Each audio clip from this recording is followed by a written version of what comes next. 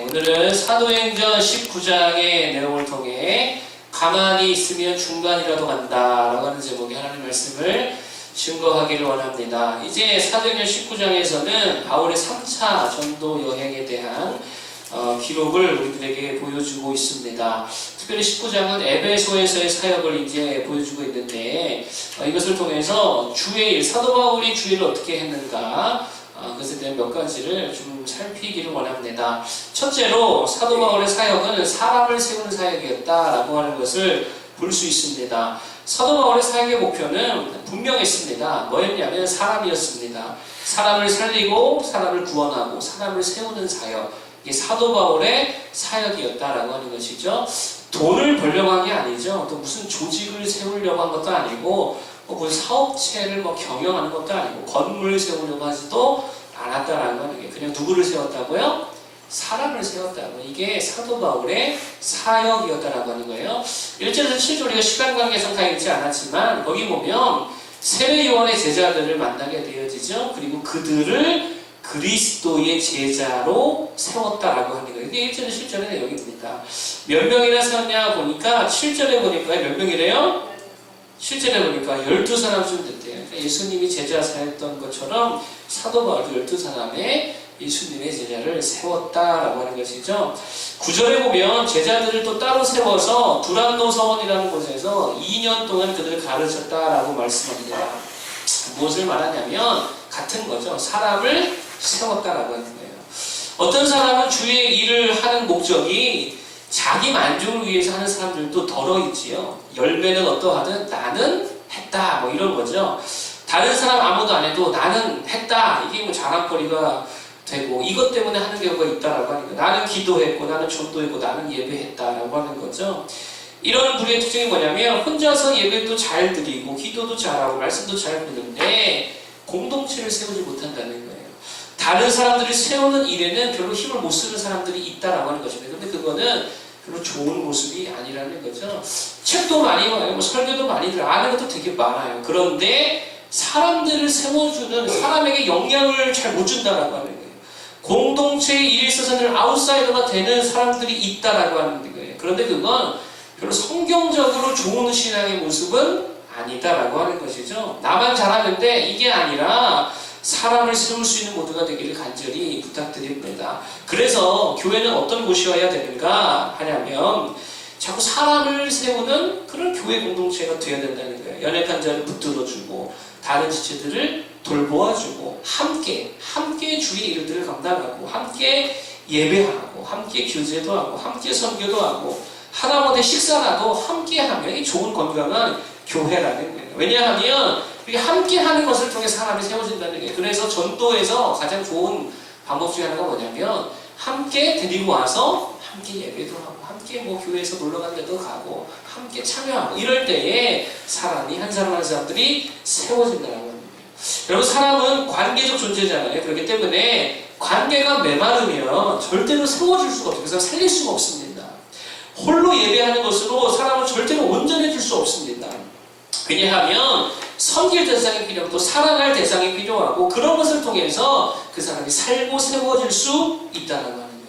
그래서 교회에서 중요한 게 뭐냐면 상호 책임 이런 게 되게 중요합니다. 상호 책임 서로 책임져 줄 줄 아는 관계 그럴 때 사람을 살려낼 수 있을 줄로 믿습니다. 그래서 교회 사역이 종종 되게 힘든 이유가 뭐냐면 바로 그것 때문이라는 거예요. 관계적이기 때문이다라고 하는 것이죠. 근데 여러분 생각해보세요. 관계를 배제하면 되게 쉽잖아요. 관계를 떠나면 다 쉬워집니다. 나만 잘하면 된다면 그것만큼 쉬운 게 어디 있겠어요. 나만 잘하면 된다면. 그러나 교회는 나만 잘하면 되는 공동체가 아니라 연약한 자를 세워야 되니까 이게 힘든 거예요. 그들을 일으켜야 되니까 힘든 거예요. 섬겨야 되기 때문에 힘든 거예요. 그러나 그렇게 할 때에 살아나는 세워지는 교회 공동체가 될 줄로 믿습니다. 그래서 교회는 늘 이걸 좀 붙들었으면 좋겠어요. 함께 해야 된다는 거예요. 함께. 김장도 어떻게 하자고요? 함께 해야죠. 힘들어도 함께 할 때 이게 세워지는 거죠. 예배도 함께 드리고 주일도 함께 하고 사도 바울과 그의 제자들이 두란노 서원에 모여서 날마다 함께 예배하고 기도하고 말씀 들었던 것처럼 그럴 때 세워졌던 것처럼 함께 할 때에 교회가 건강해지고 사람들이 잘 세워질 줄 믿습니다. 가족도 마찬가지 아니겠어요? 가정 세우려면 뭘 잘해야 돼요? 함께 하는 걸 잘하면 가정이 잘 세워져요. 뭐 누가 발표회가 있다 그러면 온 가족이 가서 응원해주고 축하해주고 격려해주고 이래야 가족이 서죠. 이거 안 하면 어떻게 돼요 나중에? 네, 이제는 내가 뭐 발표가 있었는데 우리 부모님이 거기 안아줬다고 섭섭하고 뭐 이런 얘기 하지 않겠어요? 군대 가는데 연애 한 번도 잘하는데 섭섭하지 않겠어요? 함께 하는 게 중요하다는 거예요. 함께 이게 빠져버리면 가족이 아니죠. 그냥 룸메이트들이죠. 교회도 마찬가지입니다. 함께라는 게 빠져버리면 그냥 기도원 수련원이죠. 거기도 예배 있고 기도 있잖아요. 근데 거기는 함께가 없잖아요. 함께 할 수 있는 교회 되기를 바랍니다. 본문을 보면서 이런 생각을 했어요. 7절에 보니까 아까 세례받은 사람의 숫자를 이야기하잖아요. 12명이라고 숫자를 세고 있더라라고 하는데요. 그러고 보니까 사도행전에는 되게 숫자를 많이 세는 것 같아요. 그렇죠? 앞부분에도 보면 120문도 기도하는 성도의 숫자를 세었죠. 또 세례받은 3,000명이 돌아왔다, 5,000명이 돌아왔다. 이렇게 숫자를 자꾸 세잖아요. 가만히 생각을 해봤어요. 왜 자꾸 숫자를 셀까? 그런데 숫자를 센다는 건 가만히 생각해보면 그 사람의 관심을 나타내고 있다는 거예요. 자꾸 돈을 세면 뭐에 관심 있는 사람이에요? 돈에 관심 있잖아요. 성도 출석수를 세면 그 관심이 있다는 거 아니겠어요? 또 뭐 책을 관심이 가는 사람은 책의 숫자를 보겠죠. 그럼 세겠죠. 그러니까 수를 센다는 거는 거기에 관심이 있다는 거예요. 그런데 오늘 성경은 어떤 숫자를 세고 있다고요? 제자의 수를 세고 있다. 제자가 얼마나 되느냐? 하나님이 기뻐하시는 제자가 얼마나 되느냐? 예수님을 따르는 제자가 얼마나 되느냐? 앉아만 있는 숫자가 아니고 정말 주님을 따르고 주님과 함께 할 수 있는 동역자의 숫자가 얼마나 되느냐? 성경이 하나님이 지금 그거를 세고 있다라고 하는 것입니다. 여러분 우리들도 하나님의 마음을 받아서 그렇게 그러한 수를 셀 수 있는 자를 됐으면 좋겠습니다. 교회에 내가 인도한 사람 숫자가 몇 명인가 세보고 전도한 숫자 몇 명인가 기도해준 사람 숫자가 한번 세보고 뭐 이런 수를 세고 이런 데 관심을 가져서 정말 주일에 함께 할 수 있는 우리 모두가 되고 사람을 그렇게 세울 수 있는 우리 모두가 되기를 바랍니다. 두 번째로 말씀드린 것은 뭐냐면 사도 바울의 사역은 말씀을 전파하는 사역이었다는 거예요. 첫 번째는 사람을 세우는 사역이었고 두 번째는 말씀을 전하는 사역, 복음을 전파하는 사역, 이게 사도 바울의 사역이었다라고 하는 것이죠. 오늘 이 3차 전도 여행에서 사도 바울은 계속 뭐 하고 있어요? 뭐 하고 있어요? 계속? 말씀 전하고 있잖아요. 말씀 전하고 있잖아요. 복음 전파, 말씀 전파하고 있다는 거예요. 회당에서 3개월, 두란노에서 2년 동안 말씀을 전했다라고 하는 거예요. 그런데 참 재미있는 게 있어요. 11절 이하에 보면 하나님께서 바울에게 놀라운 능력을 주셨다라고 말합니다. 그래서 사도 바울의 몸에서 손수건이나 앞치마를 가져다가 병든 사람이 그 얹기만 해도 병이 낫더라는 거예요. 정말 놀라운 능력이죠. 근데 이 구절을 읽으면서 제가 이런 생각을 했어요. 아니 그러면 우리 같으면 어떻게 하겠어요? 복음 전하는 일보다 말씀 전하는 일보다 뭐를 더 해야 돼요? 기적을 행하고 치유를 하는 사람을 더 많이 하지 않았겠느냐라고 해요. 나에게 그런 능력이 있다면 가는 데마다 사람을 고치는 일을 하지 않겠어요? 그런데 사도 바울은 기적을 행하는 일보다 뭐를 더 했다고요? 말씀 전하는 일을 했다는 거예요.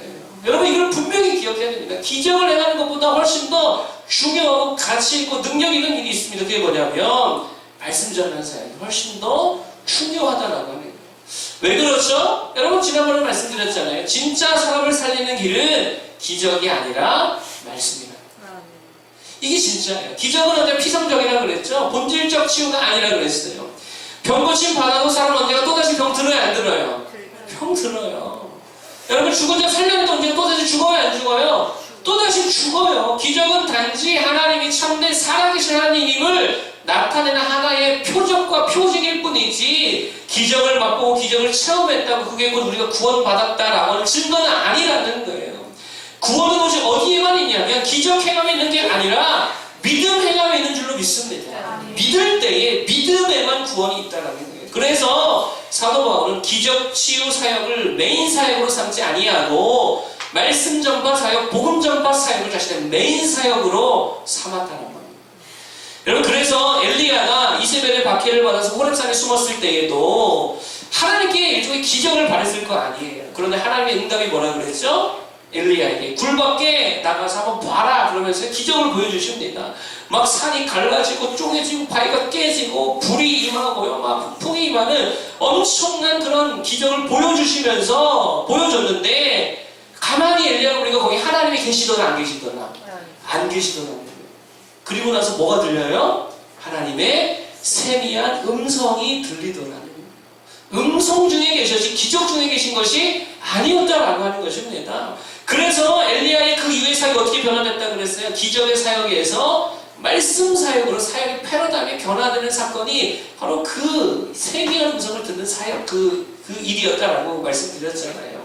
여러분, 그리고 그렇게 말씀 증거하다 보면 기적은 하나님이 알아서 필요할 때에 다 행해 주실 줄로 믿습니다. 여러분, 뒤에 보면 우리가 잘 아는 유두고 사건이 나오죠. 유두고가 죽었다가 살아나잖아요. 잘 보니까 그게 언제였어요? 놀다가 그런 게 아니었어요. 뭐 하다 그랬어요? 말씀 듣다 그랬어요. 말씀 전하는 사역을 열심히 하다 보면 죽은 자를 살려내는 기적도 하나님이 행해 주시더라라고 하는 거예요. 말씀을 전하고 복음을 전하는 우리 모두가 되기를 바랍니다. 그렇게 사람을 살려낼 수 있는 모두가 되기를 바랍니다. 그러면 놀라운 기적도 경험하게 될 줄로 믿습니다. 마지막 세 번째로 말씀드릴 것은 뭐냐면 사도 바울의 사역은 자기가 하는 사역이 아니라 하나님이 하시는 사역이다라고 하는 거예요. 우리가 1년 내내 우리가 이 말씀 가지고 붙들었는데 내가 하는 사역이 아니라 하나님이 하는 사역이었다라고 하는 것입니다. 이제 23절 이하에 보면 데메드리오의 소동 사건이 기록되어 있지요. 간단히 말하면 뭐 이런 거예요. 데메드리오라고 하는 우상을 만들어 파는 사람이 있었는데 사도 바울이 복음을 전파하면서 손으로 만드시는 다 가짜다, 아무것도 아니다, 나무에 불과 돌에 불과하다, 아무 힘이 없다, 하나님만이 살아계신 하나님이시다, 이걸 증거했더니 그 우상을 만들어 파는 일이 잘 돼야 안 돼요. 이게 안 된다는 거예요. 심각하게 경제적인 손해를 보았다라고 하는 거예요. 그래서 이 데메드리오가 동정옥의 사람들 다 불러다가 또 시민들을 다 불러다가 모아놓고 아데미를 섬기는 사람 다 불러다가 모아놓고 사도 바울과 그의 제자들 예수 그리스도를 전파한 그 도를 반대하는 집회를 열었다라고 하는 거예요. 자, 그러자 30절에 보니까 사도 바울이 그 일을 알고 나서 어떻게 행동을 취하려고 하냐면 그 자리에 나가서 변론하고 변호를 하려 했다라고 하는 거예요. 30절 읽어볼까요? 30절.